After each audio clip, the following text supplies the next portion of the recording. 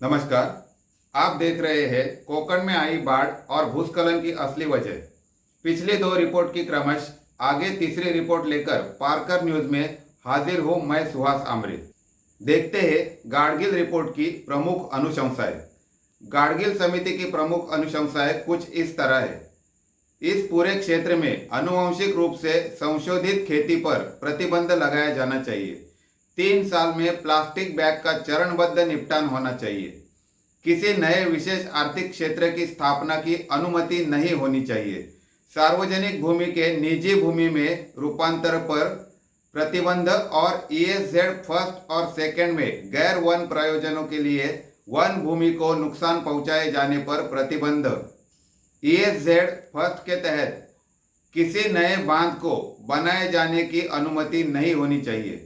ईएसजेड first में किसी नए थर्मल पावर प्लांट या बड़े पैमाने पर पवन ऊर्जा परियोजनाओं को अनुमति नहीं दी जानी चाहिए। ईएसजेड फर्स्ट या सेकंड क्षेत्रों में किसी नए प्रदूषणकारी उद्योग की स्थापना तथा रेलवे लाइन या प्रमुख सड़कों को बनाए जाने की अनुमति नहीं दी जानी चाहिए। इन क्षेत्र में पर्यटन को लेकर सख्त विनियमन होना चाहिए।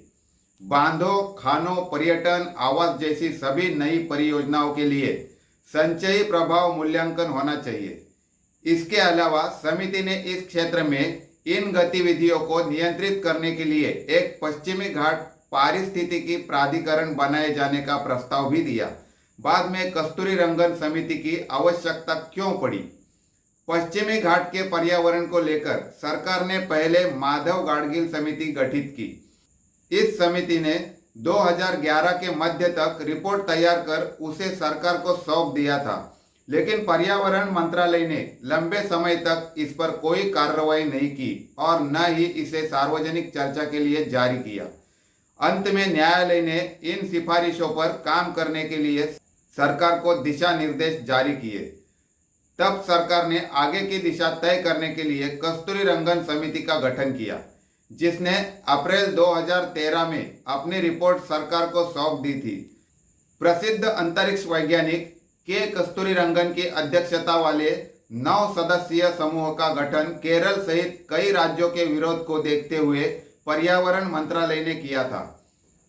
उन राज्यों ने माधव गाडगिल समिति की उस रिपोर्ट का विरोध किया था जिसने पश्चिमी घाटों को पारिस्थितिकी के लिए पूरी तरह संवेदनशील क्षेत्र घोषित किया था और सीमित खनन एवं अन्य विकास गतिविधियों का पक्ष लिया था।